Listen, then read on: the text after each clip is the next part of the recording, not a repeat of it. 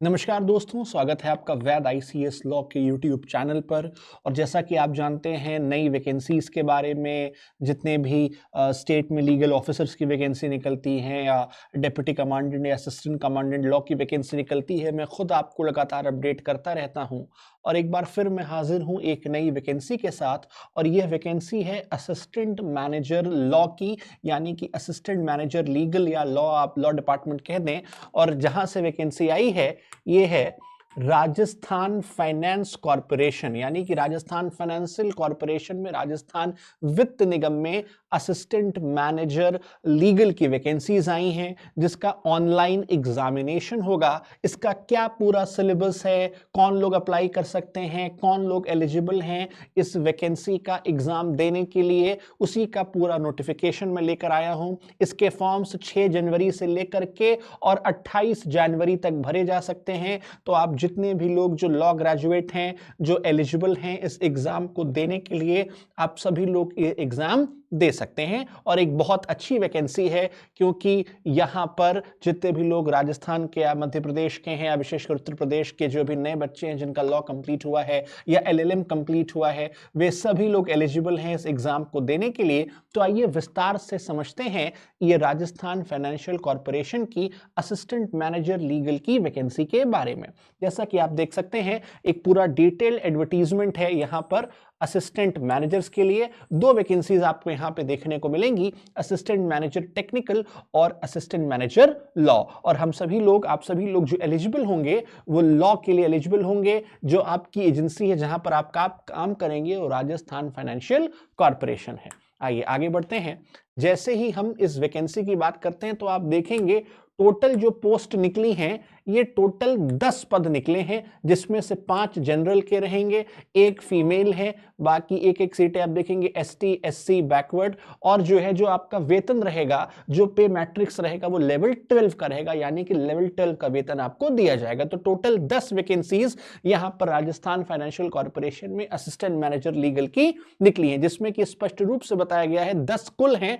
तो 5 vacancies available हैं am technical के लिए और 5 वैकेंसी है असिस्टेंट मैनेजर लॉ के लिए। जब हम असिस्टेंट मैनेजर लॉ की बात करते हैं तो यहां पे आप देखेंगे इसके वेतन के बारे में भी बताया गया है कि जो असिस्टेंट मैनेजर लॉ का वेतन होगा ये लेवल 12 का वेतन रहेगा। और जब तक आपका प्रोबेशन पीरियड चलेगा, यानी कि जब तक आप परमानेंट नहीं रहेंगे, तो जो आपको सैलरी मिलेगी वो कितनी मिलेगी, 31,100 मिलेगी। और उसके साथ ही जैसे ही आपका प्रोबेशन पीरियड कंप्लीट हो जाएगा, बेसिक पे होगी 44,300 रुपए पर मंथ 7th पे कमीशन के अनुसार। और उसके साथ ही जो बाकी सारे बेनिफिट्स हैं, चाहे वो डीए है, एचआरए है, ये तमाम बेनिफिट्स आपको मिलेंगी। और आपकी जो एक ग्रॉस सैलरी बनेगी वो कितनी हो सकती है, वो 79,854, यानी कि 79,854 रुपए का वेतन आपको प्राप्त होगा। उसके साथ ही जब हम आगे बढ़ते हैं तो यहां पे बताया गया है कि जो कोई भी व्यक्ति जो है वो असिस्टेंट मैनेजर लॉ के लिए अप्लाई करना चाहता है राजस्थान फाइनेंशियल कॉरपोरेशन में,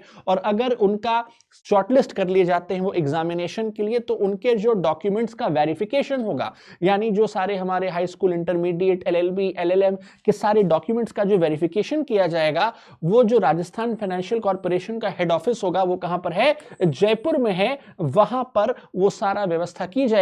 और आपका जो मोड ऑफ एग्जाम रहेगा वो ऑनलाइन एग्जामिनेशन रहेगा। और ये जो एग्जाम कंडक्ट करवाया जाएगा ये राजस्थान फाइनेंशियल कॉरपोरेशन के द्वारा कंडक्ट कराया जाएगा। यहां पर स्पष्ट रूप से लिखा भी हुआ है कि RFC will make arrangements for conducting online examinations. और इसका जो रिजल्ट भी होगा ऑनलाइन एग्जामिनेशन का, वो शॉर्टलिस्टेड कैंडिडेट्स को दिया जाएगा कि वही लोग जो है, अगर आप लोग क्वालिफाई करते हैं तो आप लोग उसके लिए आ सकते हैं। अब जब हम इंपॉर्टेंट डेट्स की बात करते हैं तो आप देख रहे होंगे, जैसा मैंने आपको वीडियो के स्टार्टिंग में ही बता दिया था कि इसके जो फॉर्म हैं वो 6 जनवरी से लेकर के 28 जनवरी तक आप भर सकते हैं। और उसके साथ ही जो पेमेंट फीस है वो 1200 रुपए प्लस जीएसटी रहेगा। जितने भी राजस्थान के कैंडिडेट्स हैं या जनरल कैंडिडेट्स हैं, सबके लिए यहां पर 1200 रुपए फीस रखी गई है। और उसके साथ ही जो एसटी एससी या ओबीसी कैंडिडेट्स हैं उनके लिए जो फीस है वो 600 रुपए फीस रखी गई है। अभी डेट को स्पष्ट नहीं किया गया है, पर ऑनलाइन एग्जामिनेशंस के जो सेंटर्स रहेंगे आप देख सकते हैं वो जयपुर, जोधपुर और कोटा रहेंगे। तो इन 3 जगहों पर आपको सेंटर्स अलॉट किए जाएंगे जहां पर आपको ऑनलाइन एग्जाम देने जाना होगा। अब जब हम बात करते हैं कि यहां की एलिजिबिलिटी की, तो आप देखेंगे तो जो मिनिमम एज लिमिट है, वो मिनिमम एज लिमिट कितनी होनी चाहिए? 21 साल होनी चाहिए और मैक्सिमम 40 इयर्स है। और हालांकि एक प्रकार का रिलैक्सेशन भी दिया गया है एसटी एससी कैंडिडेट्स को। तो जो भी एसटी एससी कैंडिडेट्स हैं या राजस्थान के बैकवर्ड क्लासेस के, उनको 5 साल का रिलैक्सेशन दिया जाएगा। जो वुमेन कैंडिडेट्स हैं, जो शेड्यूल कास्ट को बिलोंग करती हैं, शेड्यूल ट्राइब को बिलोंग करती हैं, उन्हें 10 साल का दिया जाएगा। और ऐसे में जो वुमेन कैंडिडेट्स हैं जो जनरल या ईडब्ल्यूएस कैटेगरी की हैं, उन्हें भी 5 साल का रिलैक्सेशन दिया गया है। और जो राजस्थान फाइनेंशियल कॉर्पोरेशन के एम्प्लॉइज हैं, वो जो इंटरनल एम्प्लॉइज हैं, अगर वो इसका एग्जाम देना चाहते हैं तो उन्हें भी 5 साल का जो है रिलैक्सेशन यहां पर दिया गया है। उसके साथ ही जब हम आगे बढ़ते हैं तो यहां पे देखिए स्पष्ट किया गया है, कुछ एलिजिबिलिटी क्राइटेरियाज बताए गए हैं कि कोई भी मेल कैंडिडेट जिनकी एक से ज्यादा वाइफ होंगी या फीमेल कैंडिडेट जिनकी ऑलरेडी जो मैरिड होंगी या जो है दूसरे से शादी उनकी हो चुकी होगी, तो ऐसे में वो यहां पर एलिजिबल नहीं रहेंगी। तो यहां पे बताया गया है कि अगर कोई भी मेल कैंडिडेट है has more than one wife and no female candidate who has married a person already a wife living shall be eligible for appointment to any service और पोस्ट। ठीक है, तो यहां पर बताया गया है कि ऐसे में अगर कोई मेल कैंडिडेट है उसकी एक से ज्यादा वाइफ है तो वहां के लिए एलिजिबल नहीं रहेगा। उसके साथ ही जब हम बात करते हैं तो यहां पे अगर अपॉइंटिंग अथॉरिटी को लगता है कि वो व्यक्ति संतुष्ट नहीं है उस व्यक्ति के अपॉइंटमेंट से, कि वो इस योग्य नहीं है कि उसे अपॉइंट किया जाए, तो उसे भी जो है यहां पर नियुक्ति नहीं दी जाएगी। और उसके साथ ही किसी भी ऐसा व्यक्ति को जिससे भी महिलाओं के संबंधित अपराध में किसी भी मामले में दोषी करार दे दिया गया होगा, any person who has been convicted, जिसे दोषी करार दिया गया होगा, वो भी इस मामले में क्या रहेगा? एलिजिबल नहीं रहेगा। ठीक है, तो ये तमाम चीजें, कुछ इंपॉर्टेंट चीजें बताई गई हैं। अब जब हम आगे आते हैं यहां की, तो देखिए जो यहां पर असिस्टेंट मैनेजर लीगल की बात करते हैं, तो आप देखेंगे यहां पे असिस्टेंट मैनेजर लीगल में बताया गया है कि एलएलबी आपके 60% होने चाहिए एलएलबी में, और जनरल कैटेगरी के लिए और जो एसटी एससी कैंडिडेट्स हैं उनके लिए 50% होने चाहिए, या आपने अपना एलएलएम कर रखा है किसी भी यूनिवर्सिटी से। और ऐसे में आपको ध्यान ये रखना है कि यहां पर असिस्टेंट मैनेजर लॉ के लिए अगर आपका एलएलएम है तो एलएलएम के मामले में आपको किसी भी एक्सपीरियंस का रिक्वायरमेंट नहीं है।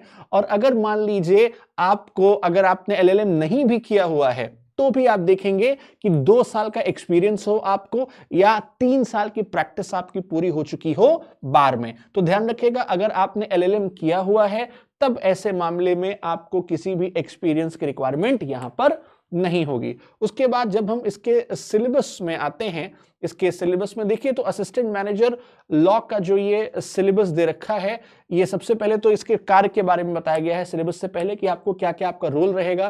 तो आपको लीगल एडवाइस देनी होगी सारे लीगल मैटर्स पे, कॉर्पोरेट इश्यूज पे, बिजनेस मॉडल पे, सारा जो कॉर्पोरेशन के जितने भी मैटर्स हैं उनकी मॉनिटरिंग करनी रहेगी, स्क्रूटनी रिपोर्ट बनानी रहेगी, जितने भी कॉन्ट्रैक्ट्स होंगे, लीगल कॉन्ट्रैक्ट्स होंगे उनको ड्राफ्ट करना रहेगा, जितने लीगल डॉक्यूमेंट्स इनको एग्जीक्यूट करना रहेगा, और फील्ड विजिट्स भी यहां पर जो है इसमें शामिल हैं। जब हम आगे बढ़ते हैं, अब आइए आपके सिलेबस पर, तो आप देखेंगे यहां पे स्ट्रक्चर को बताया गया है कि क्या क्या चीजें आपसे पूछी जाएंगी।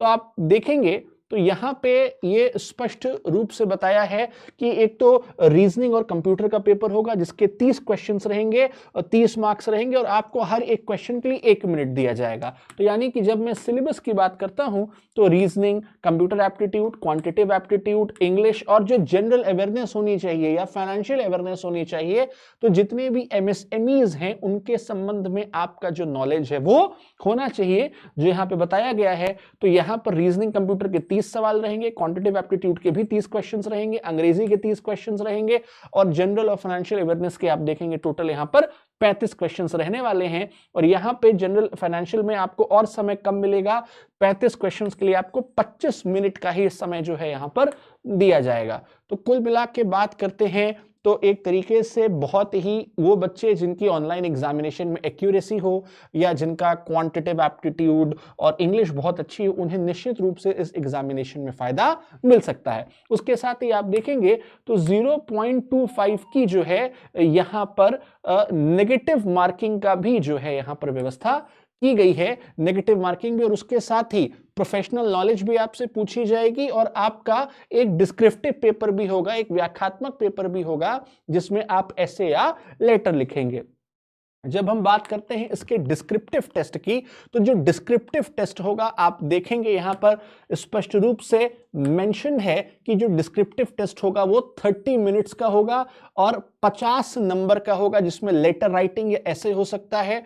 और ऐसे में ये डिस्क्रिप्टिव टेस्ट पेपर उन्हीं लोगों का लिया जाएगा जिन्होंने क्वालिफाइंग मार्क्स अचीव किए होंगे अपने ऑब्जेक्टिव टेस्ट में, तो यहां पे बताया गया है। उसके साथ ही यहां पर राजस्थान फाइनेंशियल कॉर्पोरेशन के पास ये अधिकार है कि वो सिलेबस में या एग्जाम के स्ट्रक्चर में किसी भी प्रकार का कोई भी जो परिवर्तन है उसको कर सकती है।